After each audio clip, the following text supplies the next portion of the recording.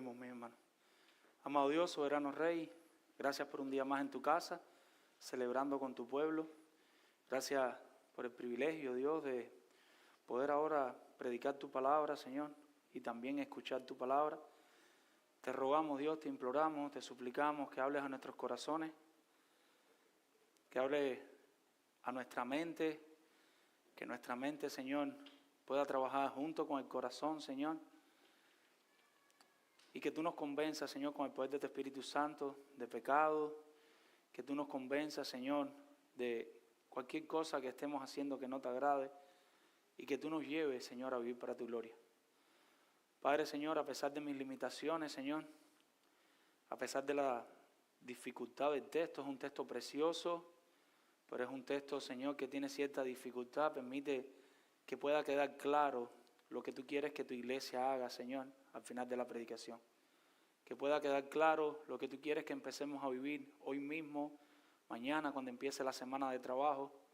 Que quede claro para nosotros, Señor, a dónde nos quieres mover cada día más, Señor. Padre, ayúdanos a ver la belleza de Cristo, Señor. Padre, a los que no te conocen, toca sus corazones y que hoy te puedan conocer. A los que ya te conocen, Señor, pero quizás no han profundizado mucho en Cristo, Señor, que hoy Cristo sea más precioso para ellos, Señor. Padre, a los que sí te conocen y han profundizado en Cristo y saben ahí ir a Cristo para mortificar su pecado y saben ir a Cristo, Señor, para seguir peleando la buena batalla de la fe, que hoy Cristo sea aún más precioso para ellos también, Señor. Habla a todos, Señor, a los niños que quedan aquí, que de alguna manera puedan entender parte del mensaje, a los jóvenes, a los padres, a los abuelos. Ministranos a todos, Señor. No nos dejes a ninguno igual. En el nombre de Jesús. Amén. Mi hermano, estamos en Colosenses, capítulo 2, versículos del 8 al 19. Y seguimos predicando en esta carta preciosa. Es una carta llena de teología, pero es una carta llena de práctica. En ningún momento el interés del Señor es llenar nuestra mente de conocimiento y que nuestras vidas no cambien. Dios quiere llenar nuestra mente del conocimiento de su palabra para que nosotros podamos vivir para su gloria. Alrededor de 1887, en Inglaterra, había un predicador que quizás algunos han escuchado su nombre, se llamaba Charles Spurgeon, y este predicador inglés, como el Señor lo llamó desde muy joven, él empezó a predicar.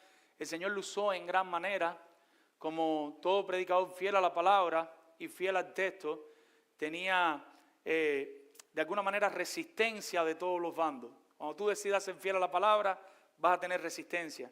Tenía resistencia de un grupo de personas que creían en ocasiones que él iba a un extremo y tenía resistencia de otro grupo de personas que creían que él iba al otro extremo, y simplemente Spurgeon lo que hacía era hacer el mayor esfuerzo por predicar el texto que le tocara ese día. Y quizás un día podía lucir de una manera y otro día de otra, y las personas no entender que simplemente estaba tratando de ser fiel al texto. En algún momento el Señor, para su gloria, utilizó su ministerio para llegar a muchas personas en Inglaterra. La iglesia empezó a llenarse de personas sencillas, de obreros, de trabajadores, aparte de otras personas. La alta aristocracia lo encontraba vulgar para sus oídos. ¿Cómo este campesino nos va a predicar a nosotros? Mira qué manera de hablar, qué manera de expresarse. Después de mucho tiempo de ministerio, el Señor utilizarlo para su gloria, en algún momento, como todo ministerio, entró en Inglaterra algo que se conoce como el modernismo, que se extendió por todo el mundo. El modernismo, como todos los movimientos que llegan a todos los países y a todas las culturas, empezó a penetrar en la iglesia y empezó a hacer daño en la iglesia. De pronto, aquello que era relevante ya a las personas no le estaba causando la misma sensación, porque ahora las personas querían algo moderno, algo diferente. Por lo que Spurgeon escribe un artículo que se titulaba, o en la revista que se llamaba Construir el muro de la ciudad. Perdónenme, mis hermanos, me perdí aquí en mis notas. En abril escribió en una revista que se llamaba La espada y la cuchara, porque vio la necesidad de lo que él decía que era construir el muro de la ciudad y herir a los enemigos del rey. El artículo se titulaba El declive. Y en este artículo él explica que no era un ataque a otras denominaciones, no era un ataque a otras personas, sino era un ataque a todo pensamiento que fuera en contra de la Escritura. Él no estaba atacando ninguna denominación, él no estaba atacando ninguna persona, pero siempre y cuando se levantara algo que fuera en contra de las Escrituras, él iba a atacar esa idea y él iba a atacar ese pensamiento. Al escribir este artículo se suscitó, se formó mucho debate, empezaron a atacarlo y él tiene que darle explicación que lo que él quería era defender quién era Dios, quién era Cristo y lo que Cristo había hecho por nosotros. Habíamos dicho en otras predicaciones que hay ciertas doctrinas secundarias o terciarias en las cuales podemos convivir, podemos tener alguna diferencia y podemos convivir, y aún es más fácil convivir en iglesias diferentes. Hay una iglesia y tiene ciertas posturas, nosotros tenemos otras, no son asuntos primarios, podemos convivir como iglesias hermanas, podemos expandir el reino, tenemos ciertas diferencias en ciertos puntos que no son cruciales. Spurgeon está diciendo que cuando se atacan las doctrinas centrales de las Escrituras, que tienen que ver con los temas que giran alrededor de lo que Cristo hizo en la cruz, eso es herejía y hay que levantar los muros y hay que atacar al rey de los enemigos, que es el diablo. No nos podemos quedar callados cuando vemos que se está pisoteando el significado de Cristo, lo que Cristo hizo en la cruz y lo que eso significa para nosotros. Al igual que Spurgeon, hemos visto en esta carta a los Colosenses, el apóstol Pablo está levantando los muros y está atacando al enemigo del rey. Está atacando directamente al diablo y a sus demonios y a todos los falsos maestros que estaban levantando su voz para confundir, si fuera posible, a los escogidos del Señor. Hemos puesto por título a este sermón: confundirme no podrán, Cristo es mi plenitud. Confundirme no podrán, Cristo es mi plenitud. Y tengo la llave de los niños, la voy a pasar para allá porque si no los niños no tienen clase, hay que hacerle una copia. Gracias, mi hermano. Eso pasa en vivo, en las mejores familias. Y les decía a mis hermanos, quédense con este título. Y más que un título, quiero que sea un deseo, que en cada uno de nosotros esté esto en la mente. Y que usted diga, a medida que yo conozco más de Cristo, a medida que yo entiendo más el Evangelio, más difícil será confundirme. ¿Por qué no podrán confundirme? Porque Cristo es mi plenitud. Si Cristo es aquel que lo llena, aquel que todo lo llena en todo, no hay forma de que las falsas doctrinas se cuelen en mi corazón y se cuelen en mi mente. Por eso mi ánimo para la iglesia en esta tarde es: nadie les confunda, ya en ustedes se hizo un trabajo pleno. Amado hermano que estás aquí, que eres un creyente, que has creído en Cristo, que estás arrepentido, que has sido salvo, que nadie que venga con un nuevo movimiento, que venga con un nuevo aire, que venga con una nueva unción, que venga con una nueva corriente, les confunda. Si ya ustedes han conocido a Cristo, ya ustedes están completos en Cristo y ustedes están plenos en Cristo, ustedes no necesitan nada más que Cristo. Y ese es el deseo mío al final de esta predicación. Que cada uno de ustedes se sienta que Cristo es esa piedra angular en la cual ustedes están aguantados por Él y seguros. Venga la tormenta que venga, ustedes están seguros porque ustedes están en Cristo. Que ustedes no tengan necesidad de nada más porque Cristo es suficiente para ustedes. Cristo es suficiente para todo. Dios, a través de la obra de su palabra, cumple este propósito al final.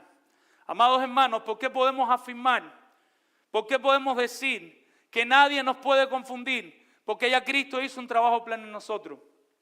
Podemos afirmar que Cristo hizo un trabajo pleno en nosotros y que nadie nos puede confundir, primero que todo, porque estamos completos en Cristo. Y ese es nuestro primer punto.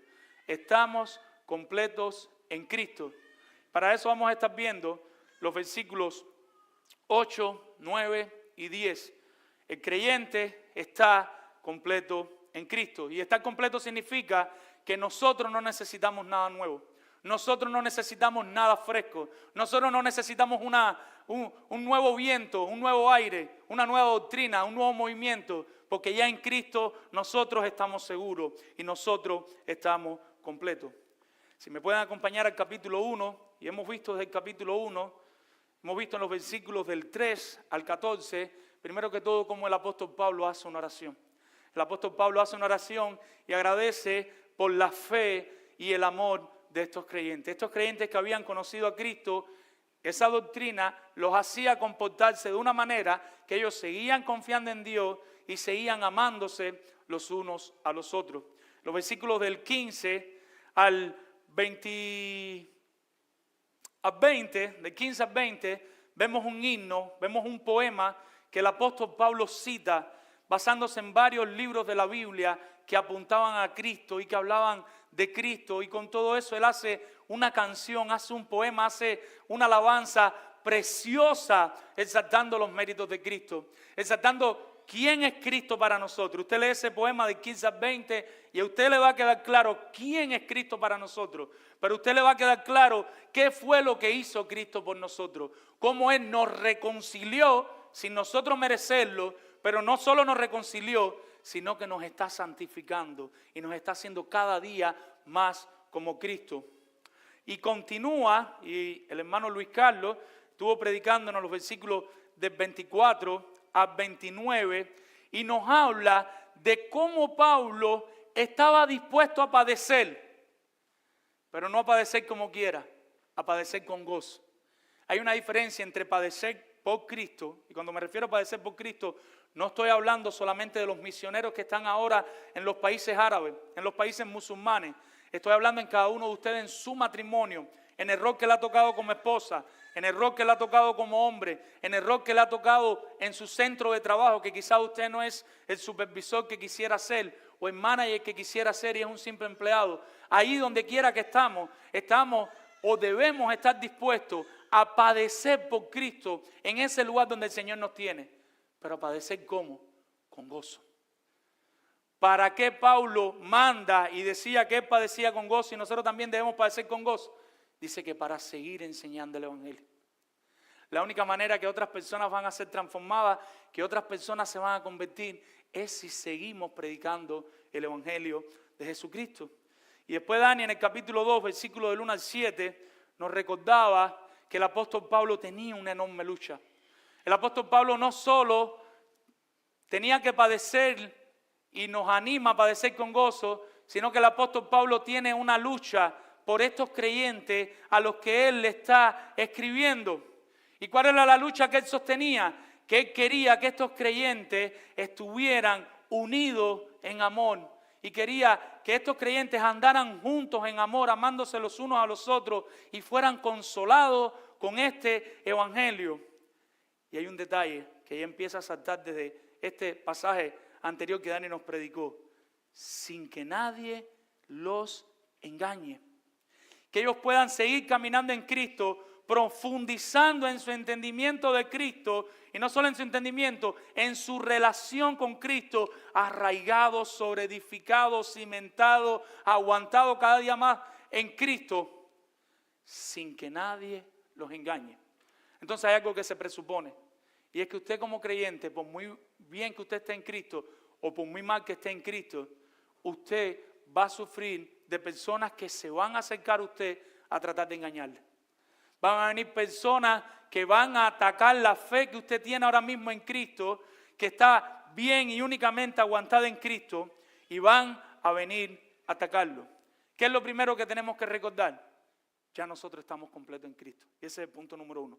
Nosotros estamos completos en Cristo. Y esa es la primera razón por la que nadie lo va a poder engañar a usted. Si usted en su mente se recuerda, yo estoy completo en Cristo, es muy difícil que alguien lo engañe. Nosotros vemos que Pablo está haciendo esta advertencia, pero Pablo no la hace por casualidad. Pablo no hace la advertencia por si acaso, por si surge algo en el futuro. No, Pablo hace la advertencia, y ya lo he dicho en los versículos anteriores, porque él ya sabe, él se entera por Epafra. Epafra va allá a Roma, a la prisión donde está Pablo, y le dice a Pablo, hay un movimiento que ha llegado a la iglesia y están tratando de confundir a los creyentes. Ellos empiezan a orar por esta iglesia. Pablo le manda una carta a la iglesia. ¿Cómo se describe este movimiento? ¿O cuáles son algunos de los principios básicos de este movimiento? Están aquí en este pasaje, en los versículos del 8 al 19.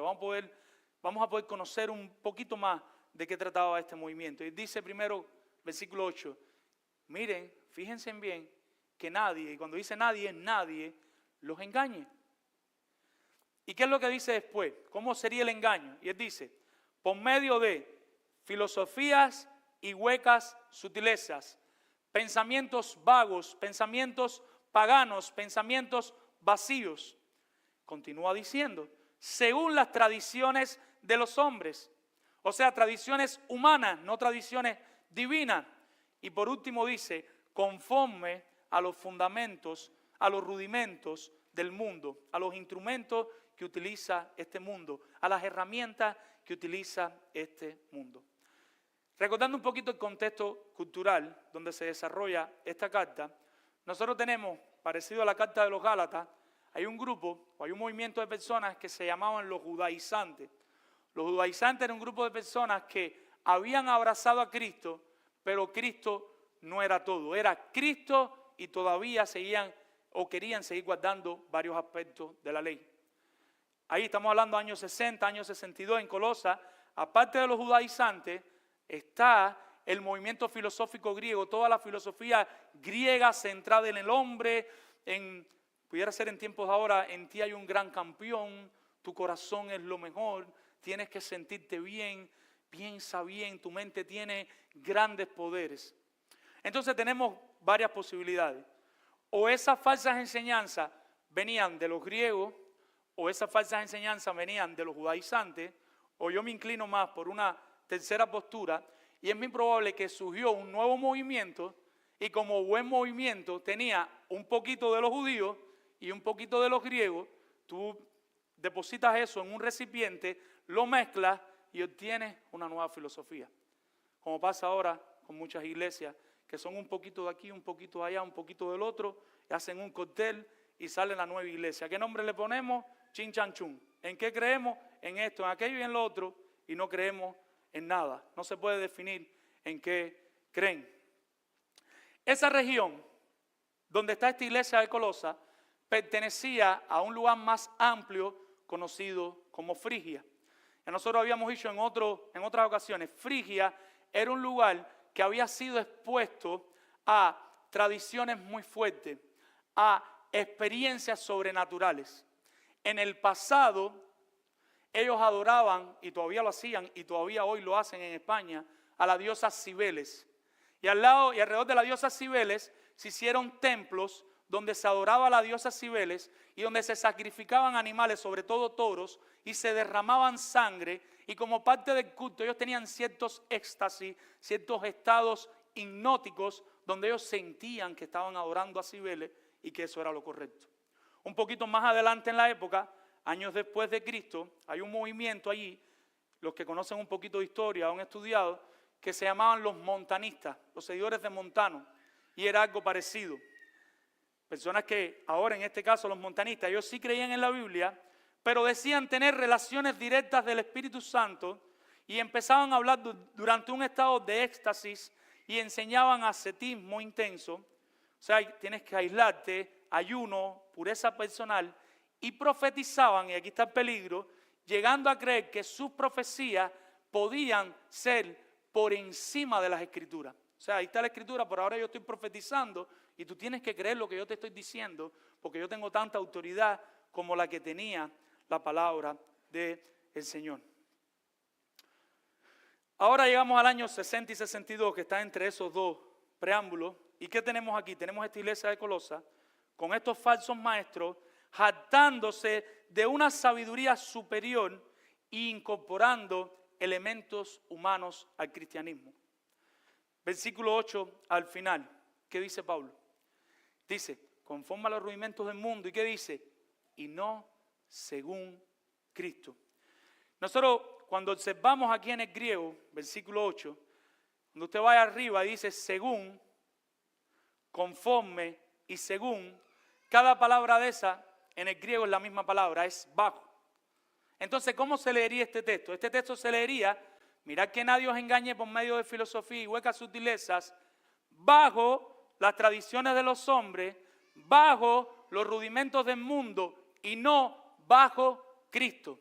En otras palabras, ¿qué es lo que está diciendo el apóstol? Que estas personas debían someterse a Cristo en vez de estar sometiéndose a todas esas falsas enseñanzas, a todas esas filosofías y a todas esas corrientes. Y algunos pudieran pensar, ¿y por qué someterse a Cristo y no a los pensamientos elevados de la época? Tienes a Cristo, pero mira, esto se está modernizando, esto está saliendo nuevo. ¿Por qué no empezar a hacer eso que es la moda, lo novedoso, lo que está en el boom ahora?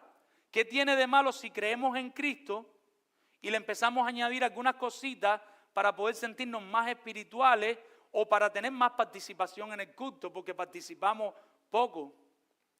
Pablo a los colosenses le está diciendo, no hace falta añadir nada más, que nadie les engañe. ¿Por qué no hace falta añadir nada más? ¿Por qué nada más que Cristo? Versículo 9. ¿Por qué nada más que Cristo? Es sencillo, mi hermano. Porque Cristo es Dios. Y en Cristo tenemos todo lo que necesitamos para estar completos. Porque en Él, ¿en quién? ¿De quién está hablando? De Cristo habita corporalmente, físicamente, toda la plenitud de la deidad.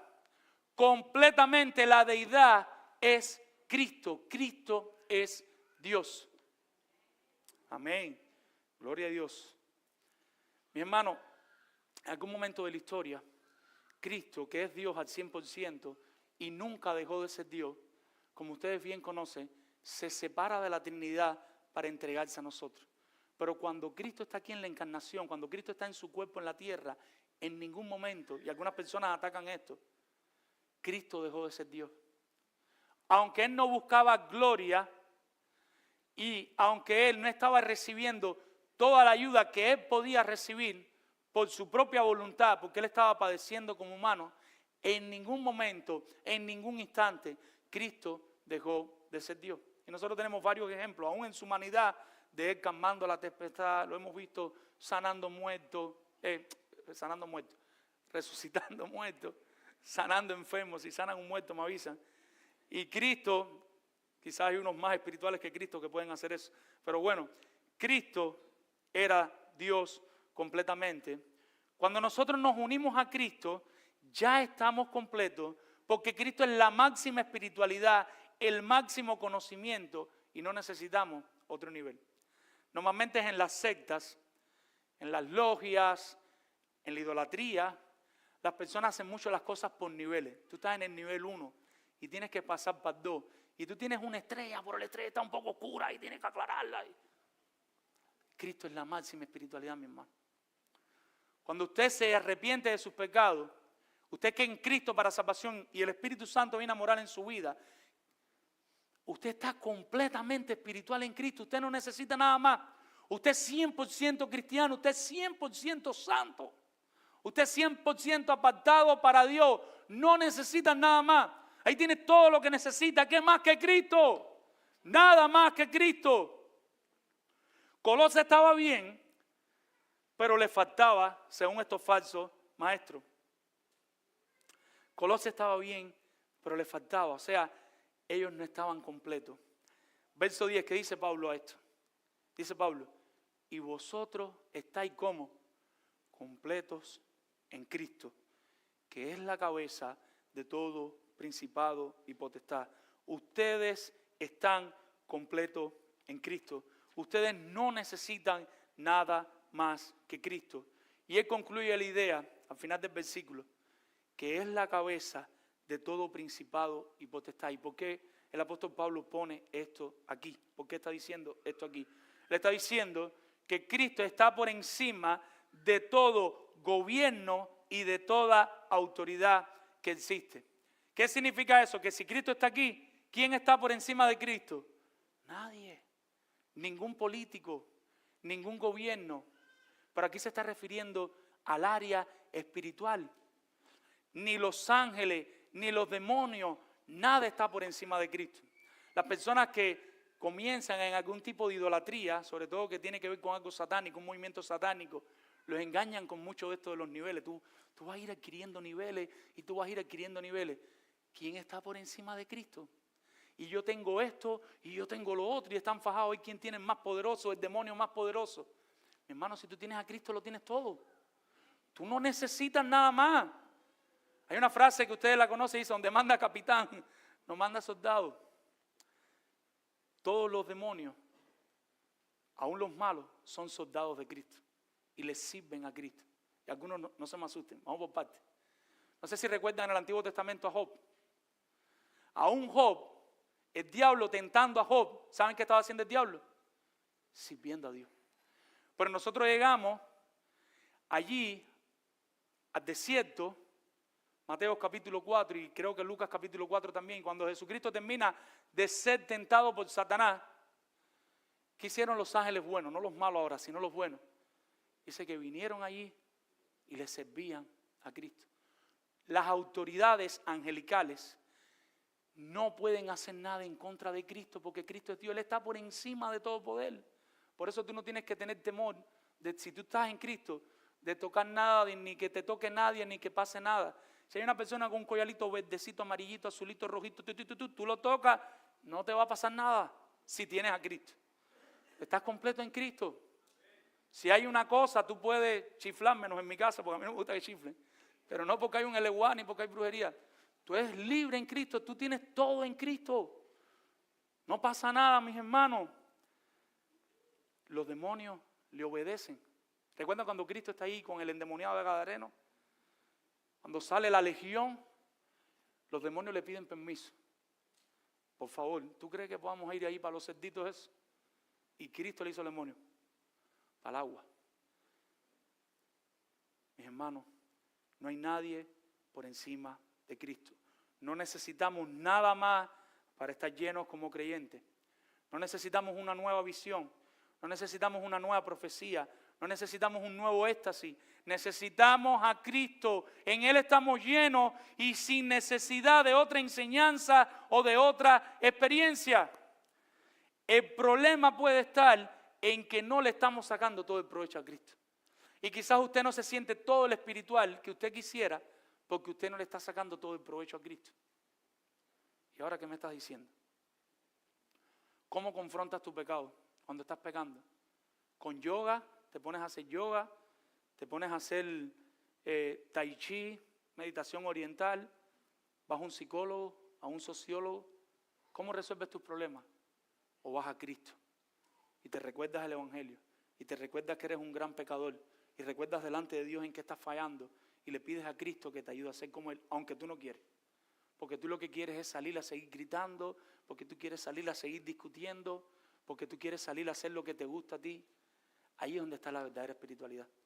Mi hermano, la verdadera espiritualidad tiene que ver con un dominio del Espíritu Santo en nuestras vidas. Ser lleno, no de vino, sino del Espíritu Santo. Y donde el Espíritu Santo ahora produce en nosotros amor, pureza, bondad, benignidad, mansedumbre, templanza. Eso es ser lleno del Espíritu Santo y eso es ser lleno de Cristo.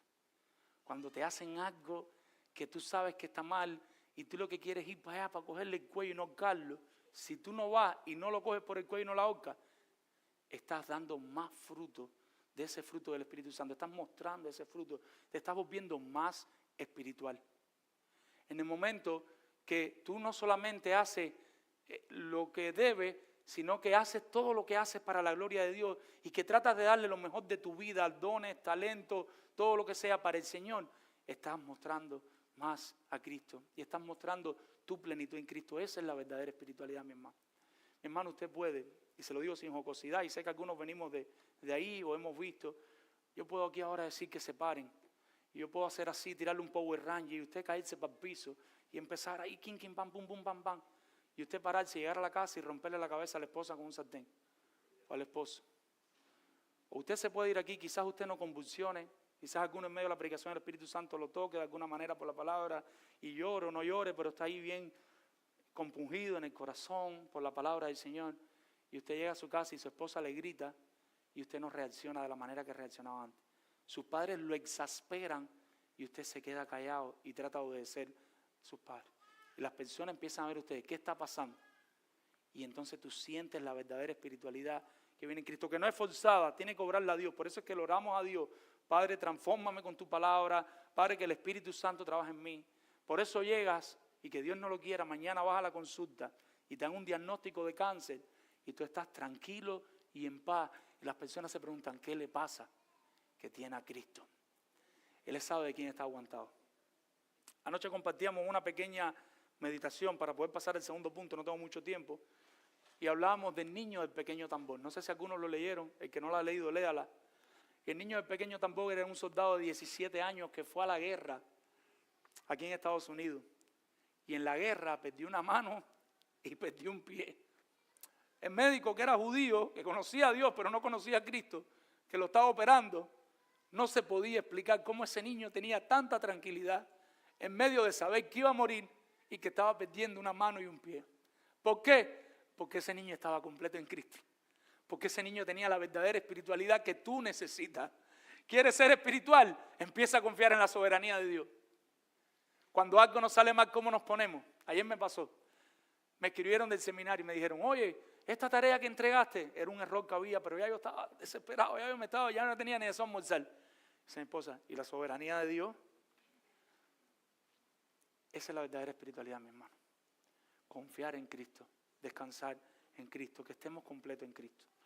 ¿Por qué no te sientes completo ahora mismo y sientes que te falta algo para tu plenitud? Recuérdala a tu alma. ¿Y qué le puedes recordar? Primero que todo, que estás completo en Cristo. Segundo punto, que tienen la victoria en Cristo. Cuando el diablo y sus demonios vengan a atormentarte, cuando las personas vengan a querer que tú te apartes, recuerda, yo tengo la victoria en Cristo. Yo tengo la victoria en Cristo. En una batalla o en un partido, o pierdes o tienes la victoria. No puedes hacer las dos. Esa nueva filosofía que le dicen a los niños, los entrenadores. Juega ahí para divertirte. Oye, juega para ganar o no juegue. En un partido y en la guerra o se gana o se pierde. Y así mismo pasa en la vida espiritual. En la vida espiritual o vas a ganar o vas a perder. Pero en el cristianismo nosotros somos el único equipo, nosotros somos el único ejército que ya tiene la victoria antes que se acabe el partido y antes que se acabe la guerra, porque ya Cristo peleó esta batalla por nosotros. Versículos del 11 al 17 para entender esto un poquito más. Y vienen dos analogías preciosas. Analogía significa una comparación que se hace con otra cosa. Y la primera comparación, la primera analogía, voy a tratar de ir rápido por el tiempo, es la analogía de la circuncisión. Que dice el verso 11, dice, en él también fuiste circuncidado. Pero ¿cómo fue esta circuncisión? Dice, Pablo le dice a ellos, ustedes fueron circuncidados. Lo primero que viene a la mente, si hay alguien aquí que nos visita por primera vez, es que les cortaron el prepucio como hacían en el antiguo pacto. Eso no es lo que está diciendo Pablo. Entonces, ¿de qué circuncisión habla? En él fuiste circuncidado con una circuncisión que no se hizo en la mano, más claro en el agua. ¿Cómo fue esta circuncisión, Pablo? Al echar de vosotros el cuerpo pecaminoso y carnal en la circuncisión de Cristo. ¿Y cuál es la circuncisión de Cristo? Y para sorpresa de muchos, desde el Antiguo Testamento se habla de la circuncisión de Cristo. Anótelo, no vamos ahí, yo se lo voy a leer, usted lo lee en la casa. Deuteronomio 10:6 dice, circuncidar el prepucio de vuestro corazón. Y después en Jeremías 4:4 dice, circuncidaos a Jehová y quitar el prepucio de vuestro corazón. De siempre, desde el Antiguo Testamento, ¿qué es lo que le interesaba a Dios? ¿El prepucio del hombre? No, el corazón. Dios quiere que quitemos el pecado de nuestro corazón. Y Él está diciendo a ellos, ustedes fueron circuncidados en Cristo. Pero es una analogía, no fue que los circuncidaron de verdad. ¿Lo tienen? ¿Se dan cuenta ahí de la analogía? El cristiano se circuncida al retirar la parte del cuerpo que debe ser eliminada. Y ese es el pecado cuando creemos y nos arrepentimos. Ahora vamos a ver otra analogía. Porque si usted no entiende que lo primero es una analogía, no va a entender lo segundo. ¿Y cuál es la segunda analogía?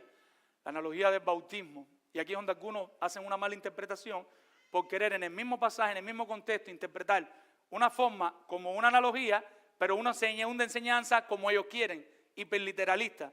No es eso, es otra analogía más. ¿Cuál es la segunda analogía? Versículo 12. Sepultados, y ahí significa juntamente a Cristo. ¿En dónde? con Él, con Cristo, en el bautismo, en el cual fuiste también resucitado con Él mediante la fe en el poder de Dios que le levantó de los muertos. Vamos a empezar por el final para entenderlo. Mediante el canal es la fe, la confianza en Cristo. ¿En qué confiamos nosotros un día? En el poder de Dios que le levantó de los muertos. Nosotros un día confiamos en Cristo y solo en Cristo para ser salvo. Si usted está aquí y no ha confiado en Cristo y solo en Cristo para ser salvo, le tengo una mala noticia: usted no es salvo. ¿Cómo lo hacemos con los niños? Tratamos de hacerlo práctico. En casa lo hacíamos en estos días así con el catecismo. Y nosotros le decíamos: mira, imagínate que tienes una escalera para llegar al cielo, tienes un globo, tienes una soga, y ahí le puede poner todo lo que a usted se le ocurra, una sombrilla en ese momento, y tienes a Cristo. ¿Cuál ustedes creen que es la única manera de llegar al cielo y la única manera de ser salvo? Los niños, ni cortos ni perezosos, dicen: a través de Cristo. Quizás ellos no pueden entender con toda la profundidad que entendemos nosotros, pero lo que te estoy diciendo es la única manera que tú tienes de ser salvo. No es tu dinero, no es tu fama, no es tu inteligencia, es Cristo. Necesitas a Cristo para ser salvo. Si tú no crees en Cristo, y mire el verso, si tú no crees mediante la fe en el poder de Dios que le levantó de los muertos, si tú no crees que Dios resucitó a Cristo, y ahí está el evangelio completo, que Cristo murió en carne, siendo 100% Dios, 100% hombre, muere y resucita el tercer día, y hoy está a la diestra de Dios intercediendo por nosotros. Si tú no crees en eso, y que la única manera de tu ser salvo es creer en Cristo para salvación, tú no vas a ser salvo. Cuando tú crees en eso, ¿qué es lo que pasa? Cuando tú crees, tú estás siendo bautizado en Cristo. En el momento que tú crees, tú estás siendo sepultado con Cristo y estás siendo resucitado con Cristo, porque nosotros resucitaremos porque Él también resucitó. Entonces esto es una analogía del bautismo en Cristo. Lo que le estoy diciendo aquí no está hablando del bautismo literal. Este no es un verso que yo puedo utilizar, sí lo puedo utilizar, pero explicándolo bien, para decir que está hablando del bautismo, sino que está hablando del bautismo en Cristo, sepultados con Él en el bautismo, en el cual también fuiste resucitados con Él, mediante la fe en el poder de Dios que le levantó de los muertos. Entonces, ¿qué hacemos el día del bautismo? Hacemos un drama, una escenificación de esto que tiene que haber pasado un día en nuestros corazones. Cuando nosotros bautizamos, lo que estamos haciendo es duplicando aquello que pasó en un sentido espiritual dentro de nosotros. Versículos del 13 al 15. ¿Y qué es lo que va a pasar aquí? Y Él va a responder cómo fue que nos circuncidó y nos bautizó. Cómo fue que Dios mismo, Él mismo para su gloria, nos circuncidó y nos bautizó con Cristo. Y lo hace de una manera sencilla que la puede entender un niño de 7 años. Mi niño que está ahí de 7 años y cualquier niño que está aquí leyendo conmigo puede entender eso. ¿Y qué es lo que dice, niños? Acompáñenme, niños y jóvenes, no tan niños, que sepan español, los que no se pueden poner el Bluetooth, y ahí tenemos traducción al inglés. Y dice Pablo del 13 al 15, y vosotros estando muertos en pecado. O sea, ¿cómo estábamos nosotros? Viviendo una vida llena de pecado, apartados de Dios, sin buscar a Dios. Y en la incircuncisión de vuestra carne, ve que no se refiere al prepucio, sino al corazón, y con un corazón lleno de pecado, que no amaba a Dios, que no vivía para la gloria de Dios, y aún los más buenos de ustedes, las cosas buenas que hacían, cuando no las haces para la gloria de Dios, también es pecado. Porque aún las buenas acciones, si alguno de ustedes que sea bien católico, cinta negra en iglesia católica, si las cosas buenas que usted hace, usted no las hace pensando en glorificar a Dios, eso para Dios tampoco cuenta. Por supuesto es mejor que hacer lo malo, pero no trae gloria a Dios. A Dios solamente trae gloria lo que nosotros hacemos para su gloria. Y ahí en ese estado, ¿qué hizo Dios? Nosotros muertos, llenos de pecado, ¿y qué hizo? Os dio vida juntamente con Él. ¿Y qué hizo? Les perdonó, les canceló la deuda de todos los pecados. ¿Cómo lo hizo? Anulando el acta de decreto, un escrito así que teníamos cada uno de nosotros, y quizás algunos como yo más gordos, algunos de ustedes que son más buenos, más finitos, pero todos esos pecados, toda esa lista de pecados que hizo, la canceló, la anuló. Pero esa lista de pecados el diablo la mostraba contra nosotros. Decía, pero mira, este hermano, mira lo que es. Este hermano es un asesino. Mira, este hermano es un ladrón. Mira que hermana, qué chismosa es. Ella siempre está por WhatsApp hablando de todos los hermanos. Y ahí estaba el diablo exhibiendo eso. Pero Cristo cogió esa acta de decreto. ¿Y qué le hizo Cristo para que nosotros pudiéramos ser salvos? Dice que entró en ese panorama, cogió la lista. ¿Y qué le hizo esa lista? Cogió la cruz donde iba a ser depositado y la clavó en la cruz. ¿Y qué pasó? Y despojó a los principados y a las potestades, los exhibió públicamente, triunfando sobre ellos en la cruz. Mi hermano, ahí en esa condición que nosotros estábamos, Cristo cogió todas las acusaciones que el diablo podía tener contra nosotros. Y cuando dice que la clavó en la cruz no es en sentido literal. Sabemos que Cristo en la cruz no pudo hacer nada. Una vez más está utilizando imágenes. Lo está diciendo que al él morir en la cruz, él lleva la lista que nos pertenecía a nosotros. Por eso es que ahora, si nosotros nos presentamos frente al juicio de Dios, si nosotros nos presentamos ahí frente al Padre para ser juzgados, cualquier acusación que se nos levante, ¿usted sabe por qué nosotros somos perdonados? Por Cristo. Porque Cristo levanta su mano y dice, yo la pagué. Pero mira, antes de ser cristiano este hombre era, yo lo pagué. Pero mira, antes de ser cristiano esta mujer era, yo lo pagué. Y cada uno de los pecados, por muy grandes que sean, que le están martirizando a usted de su vida antes de Cristo, usted puede tener paz y descanso, porque ya Cristo pagó por sus pecados, mi hermano. Usted no puede, no debe seguir llevando ese bulto, esa carga ahí que lo atropella, que lo martiriza. Porque si ya Cristo pagó los pecados, ¿por qué usted está cargando esa carga? Ya usted está en novedad de vida, ya usted está en vida nueva. Ya usted no es la persona que era antes, usted es una nueva criatura en Cristo. ¿Y qué es lo que hace? Porque tengo que seguir avanzando. Vence a las autoridades demoníacas y su gobierno maligno que nos acusaba constantemente, versículo 15, y triunfa sobre Satanás y sus demonios. Cristo los despoja al quitarles su poder sobre los creyentes, ya no pueden hacer daño. Cuando dice ahí en verso 15, y despojando a los principados y a las potestades, cuando Cristo muere por nosotros, ahora el diablo no tiene poder sobre los cristianos. Ahora usted no tiene que estar ahí. ¿Y si me entra un demonio? ¿Y si no me entra? Porque el diablo no puede entrar donde habita el Espíritu Santo, no tiene espacio. Ya él fue desvestido, ya él fue despojado, ya él no tiene ninguna autoridad sobre usted. Él puede operar por fuera, él lo puede tentar, mandándole una mujer o un hombre que lo tiende, mandándole dinero, una plaza que quizás usted tenga que pensar, quizás eso sea lo mejor, tengo que trabajar los domingos, o no voy a tener ya los sábados para mi familia.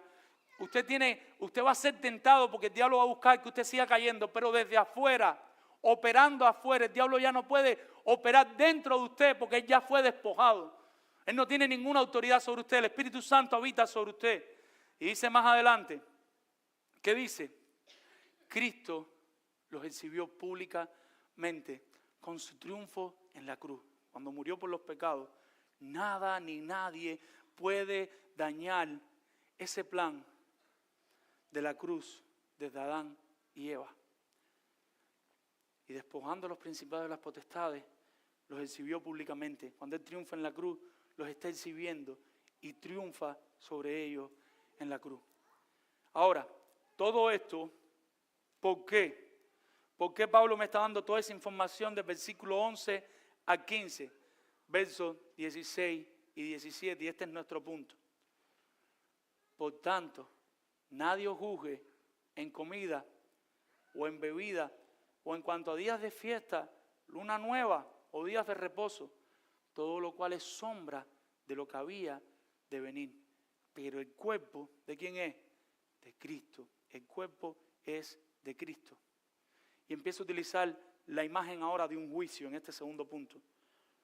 Que nadie haga un juicio sobre lo que ustedes hacen, sobre lo que comen, lo que beben o cualquiera otra de las tradiciones judías de las fiestas que se celebraban en la época, en las diferentes épocas.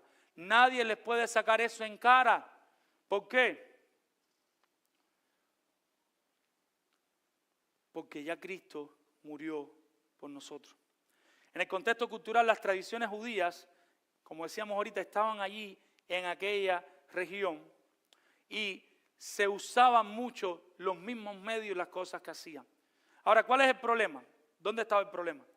Cuando en una iglesia entra ese tipo de competencia, la iglesia es destruida.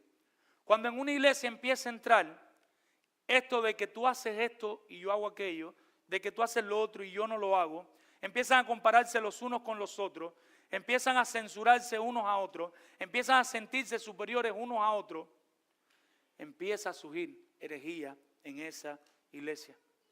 El corazón de esta herejía, ¿cuál es, mis hermanos? Y no nos podemos perder en esto. Y es donde Pablo no quiere que llegue.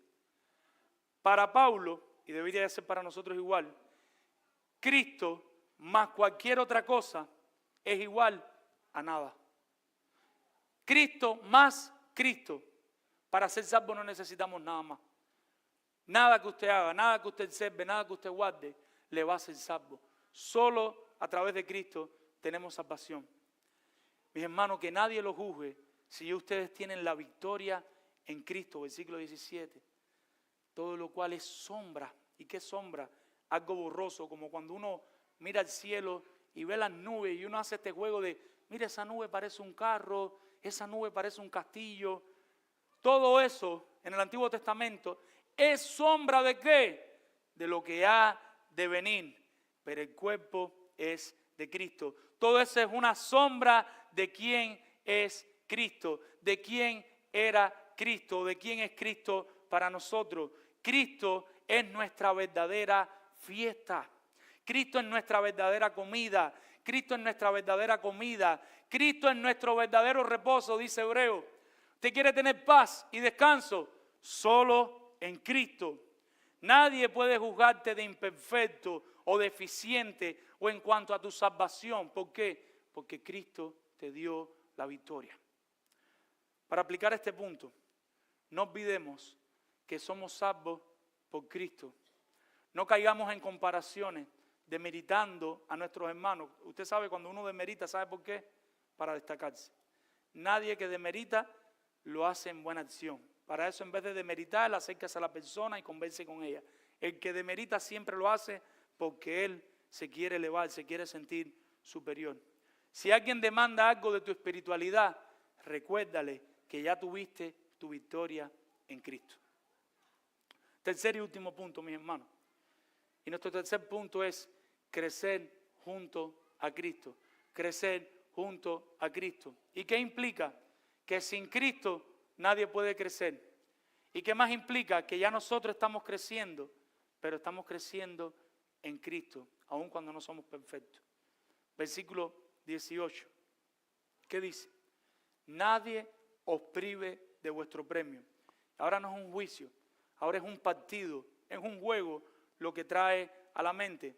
Como un árbitro en un juego que puede decidir un partido o no, que te puede descalificar o no. Él dice que nadie te descalifique y decir que ya perdiste, decir que tú no eres espiritual, decir que tú no estás a la altura, afectando. Afectando significa prefiriendo o escogiendo. ¿Qué cosa?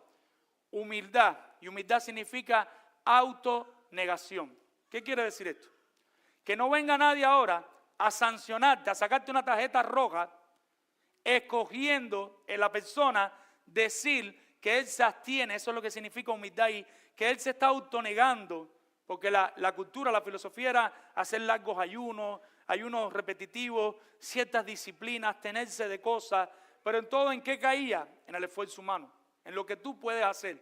Entonces, esa corriente te puede acusar y decir, pero mira, yo ayuno tantas veces a la semana, yo hago esto, yo hago lo otro, y tú no.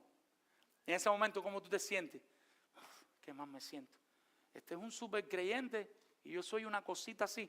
¿Qué quiere Pablo? Que en medio de eso tú te recuerdes que nadie te puede privar, nadie te puede sancionar, ni aun los que destacan esa negación, ni aun los que le hacían culto a los ángeles.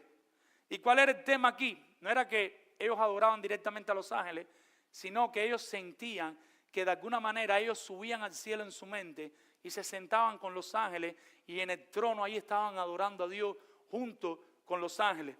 ¿Y qué más dice? Porque tengo que avanzar, entremetiéndose en lo que no han visto. Y esta era como la fortaleza de estos herejes. Estas personas mentirosas, dice Pablo, es lo que Pablo está diciendo, no han visto, son unos orgullosos. Pablo está diciendo ahí es eso, hinchados, entendimiento dominado por la carne. O sea, ellos tenían una mente carnal. Ellos no estaban viendo nada y ellos no estaban siendo dirigidos por el Espíritu Santo. Le voy a leer para entender. Nadie os prive de vuestro premio, que nadie los sancione. Afectando humildad, escogiendo, es que ellos escogían esa autonegación, escogiendo autonegarse, dándole culto a los ángeles, participaban del culto con los ángeles y entremetiéndose en lo que no han visto. ¿Qué habían visto? Nada, cero visión. Porque yo estuve en el cielo y ahí en el cielo vi y bajé al infierno y en el infierno estaba un demonio que tenía un tarro azul y el otro tarro verde. ¿No han oído eso? Mentira, no han visto nada, son unos mentirosos, dice el apóstol Pablo. ¿Pero de dónde sacan eso? Coma, versículo 18. Vanamente hinchado por la mente carnal, la mente llena de filosofía, de tradiciones judías, de historias, de cuentos. Todo eso, cuando te acuestas a dormir, ¿qué termina? Soñando que viste un toro con tarro azul y un tarro verde. ¿Qué debían hacer y qué debemos hacer nosotros hoy, mis hermanos? Yo no tengo ánimo de ofender, pero la mentira, no estamos atacando personas como Spurgeon, no estamos atacando ideas, ni como Pablo. ¿A quién estamos atacando? No estamos atacando personas, estamos atacando ideas, filosofías. ¿Qué debían hacer? Y está claro, versículo 19 viene a continuación. Y no, ¿haciendo qué? Haciéndose, aguantándose. ¿De quién? De Cristo. No eran más espirituales, no estaban creciendo, mis hermanos. Lo que ellos debían hacer era arrepentirse, pedirle perdón a Dios y echar manos de Cristo, unirse a Cristo para que puedan tener el suministro abundante que solo Cristo da y para que pudieran crecer de verdad espiritualmente junto a Cristo. La única manera de crecer espiritualmente, ¿cómo es? Aguantado de Cristo. Separados de mí, nada puede hacer. Yo soy la vid, vosotros los pámpanos. ¿Qué dice Pablo? Y no aguantándose de Cristo, en virtud de quien todo el cuerpo, nutriéndose, alimentándose y uniéndose por las coyunturas, los ligamentos, crece con el crecimiento que da Dios y es el crecimiento que solo tenemos en Cristo. Si usted no está constantemente recordándose a Cristo, usted no crece. ¿Por qué usted es la misma persona del año pasado y del año antepasado, aunque llevas 15 años en el Evangelio? Porque no te estás llenando de Cristo. Y aquí no estoy hablando de misticismo, estoy hablando de coger el Evangelio y confrontarte con la palabra de Dios. Estoy hablando de cuando vayas a ver la misma foto sucia, y perdonen esta palabra a los niños, pero no es una mala palabra, asquerosa, que tú te recuerdes que a Cristo eso no le agrada. Estoy hablando de cuando vayas a volver a hacer el mismo negocio sucio y asqueroso, tú te recuerdes que a Cristo no le agrada. Estoy hablando de que cuando vayas a hablarle mal a tu mujer o caigas en pecado y lo hagas, que vayas y le pidas perdón porque a Cristo no le agrada. Cuando tú no te sometes a tu marido en cosas bíblicas, cosas normales, que vayas y te arrepientas y reconozcas que a Cristo no le agrada. Que tú cojas tu Biblia y empieces a luchar por leerla diaria, empieces a luchar por orar, por pasar tiempo con Dios, donde tú le dices, revélame más a Cristo y revélame mi pecado. Porque nosotros no nos ponemos delante de Dios a decirle verdad, mañana yo no voy a hacer el mismo Eri. Tú no te acuestas esta noche y quita a Eri y pon el nombre tuyo, diciéndole a Dios, mañana yo quiero levantarme diferente, pero levantarme diferente contigo. Hazle esa oración al Señor. No, seguimos en los mismos pecados, las mismas cosas. Y sabes que viene el día del Señor y es la 1 de la noche, estás viendo series, estás viendo películas, estás jugando PlayStation y llega después el día del Señor y estás aquí en la oración y posiblemente hoy no leíste la Biblia, no oraste, no has cantado una canción, no estuviste en el tiempo de oración. Pero ¿qué queremos? Que por arte de magia Dios haga ¡pah! Y que de pronto nosotros nos salga un arito así en el cielo y nos crezcan unas alitas. No va a pasar así. Porque es junto a Cristo, el crecimiento es junto a Cristo, es aguantado de Cristo, es peleando. Y cuando tú peleas, los codos se te dañan, las rodillas se te dañan, porque tú estás peleando una batalla espiritual. Pero como no nos damos cuenta que estamos en un partido, como no nos damos cuenta que estamos en una guerra, no nos importa ser sancionados y no nos importa perder. Como no nos importa perder, no peleamos la guerra con Cristo y junto a Cristo. Eso es lo que nos está pasando. Mis hermanos, en nuestro tiempo, a pesar de que han pasado 2000 años, todavía estamos luchando con las mismas situaciones. Personas tan filosóficas como el cristianismo científico o los liberales. Quieren ser cristianos, quieren ser científicos, quieren buscarle una explicación a cada milagro, a cada cosa. Personas tan legalistas como los adventistas, como los testigos de Jehová, entre otros, ponga ahí todo lo que usted quiera poner. porque no están descansando completamente en Cristo para salvación y santificación. Personas tan autosuficientes y que se creen más espirituales que los demás, como el movimiento de la confesión positiva. El movimiento que declaraba, créelo y pasará. Cancélalo y se cancelará. Todo está en tu mente. O como el movimiento apostólico reciente de decrétalo y decláralo, cancélalo, donde todos quieren ser superiores. La gente quiere ser apóstoles, ángeles, arcángeles. Algunos han dicho que son Cristo, lo han dicho. Se me quedan los mormones y muchos otros. Mis hermanos, nuestro texto muestra que Cristo es 100% Dios, que Cristo está por encima de cualquier gobierno o autoridad en esta tierra. Cristo está por encima de, yo no sé cómo se dice bien, Chang Ping Jin, Jin Chin Chun. Cristo está por encima de Fidel Castro, que ya murió, de Díaz-Canel, del partido. Cristo está por encima de John Biden, de Donald Trump, de presidente de México, pues no me acuerdo, López Obrador, de Daniel Ortega, se me olvidan los nombres, no sé, Brasil, Colombia, de todo el mundo. Cristo está por encima de los demócratas, Cristo está por encima de los republicanos. Cristo está por encima del capitalismo como sistema o del socialismo. Cristo está por encima de los demonios, de las potestades de Satanás. Por encima de Cristo no hay nada. Cristo es 100% Dios. Y ese Cristo que es 100% Dios, se entregó por nuestros pecados, murió por nuestros pecados, cogió la lista de nuestros pecados y la puso en la cruz a morir por nosotros para decir, yo estoy muriendo por estos pecados que tú estás cargando todavía, no sé por qué. Arrepiéntete y déjale eso al Señor. Haciéndose responsable de cada uno de ellos. Y de esta manera nosotros quedamos absueltos y perdonados con una nueva oportunidad, que no se les olvide esto, de vivir para su gloria y de ir creciendo a su lado, aguantados de su mano. Por lo tanto,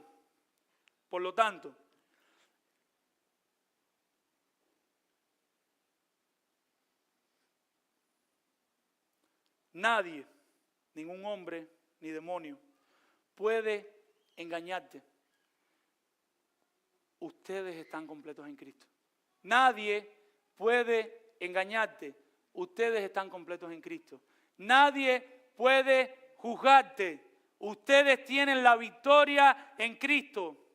Y nadie puede sancionarte porque ustedes crecen y caminan junto a Cristo. ¿Cómo te van a descalificar? ¿Dónde, es la pregunta, estás buscando tu santificación? ¿Dónde estás buscando tu santificación? ¿La estás buscando en Cristo o la estás buscando por tus propias obras o en otras partes? Y quiero que se hagan todos esta pregunta, porque yo creo que es el problema más grande que quizás tengamos como iglesia hoy. Por la gracia de Dios, nadie se ha levantado a profetizar, nadie se ha levantado a decir que soñó con un toro de diferentes tarros, pero creo que con esto todos estamos luchando. Y es donde estás buscando tu plenitud. ¿Dónde está tu plenitud? ¿En tener más dinero, en un salario más grande el año que viene, en un empleo más virtuoso el año que viene, en un hijo que no has podido tener, o en un tercer hijo, o en un cuarto hijo? ¿Dónde está tu plenitud? En que la situación actual se arregle y cuando se arregle yo voy a estar pleno. Que ese problema de salud se arregle y te sane y Dios haga un milagro de sanidad esta noche y mañana amanezca sin esa condición de salud. Que tu matrimonio se arregle por la gracia de Dios y mañana tu hombre amanezca ahí renovado, santo, puro. ¿Dónde está tu plenitud? Tu plenitud está en Cristo. Ya Cristo murió por tus pecados. Ya Cristo murió para que tú estés pleno, tú estés lleno, tú tengas una vida de éxito en Cristo. Tú tengas una vida de llenura en Cristo. Que tú tengas paz en Cristo. Que tú despejes todas esas cargas que te están ahí atizando y te están maltratando. Porque ya Cristo pagó por nuestros pecados. Ya nosotros estamos completos en Cristo. Y estar completo en Cristo significa que no necesitamos nada más. Solo en Cristo encontrarán la plenitud que sus almas necesitan. Hermanos, busquen a Cristo, imiten a Cristo y recuérdale a tu alma a Cristo. Confundirte no podrán. Cristo será tu plenitud. Vamos a orar. Padre, Señor, en esta hora venimos delante de ti, humillados, Señor, suplicándote, rogándote que estas verdades que parecen etéreas, estas verdades que parecen muy difíciles de entender, que aterricen milagrosamente en nuestro corazón por la obra de tu Espíritu Santo. Que empecemos a buscar ahí en las páginas de la Biblia, el Evangelio, que empecemos a ver a Cristo, lo que hizo por nosotros. Que empecemos a partir de esta noche, Señor. Vamos a darle un chance, Padre, hasta las 10 de la noche, Señor. Cuando ya cada uno esté solo en su casa, en su cama, en el baño, ahí bañándose o lo que estén haciendo, Señor. Y que tengan una conversación personal cada uno de mis hermanos contigo, Padre, Señor, te lo ruego. Y que, Padre, tú les hagas entender, les permitas entender, Señor, que no estamos filtrando toda nuestra vida por Cristo, Señor. Que seguimos viviendo vidas vanas y vacías porque tú no estás en el centro, Señor. Padre, yo te ruego para mi vida, Señor, que cada día tú seas más el centro. Y te ruego para la vida de mis hermanos que cada día tú seas más el centro. Que cada día Cristo sea más evidente para nosotros y sea más evidente en nosotros para los demás, Señor. Gracias a Dios por todos los padres que están aquí hoy haciendo grandes esfuerzos con sus hijos, que no tengan pena si sus hijos lloran, si se portan mal, están en el mejor lugar que pueden estar y escuchando tu palabra, Señor. Padre, te pedimos, Señor, que Palabra de Vida sea una iglesia bien espiritual, la más espiritual que hay, pero por Cristo, Señor. Distinguida por lo que Cristo ha hecho por nosotros y por lo que Cristo está haciendo en nosotros, Señor. Padre, que tu palabra caiga en un terreno fértil, Señor. Cámbianos, Señor. Cámbianos, Señor. En el nombre de Jesús. Amén. El Señor les bendiga, mi amor.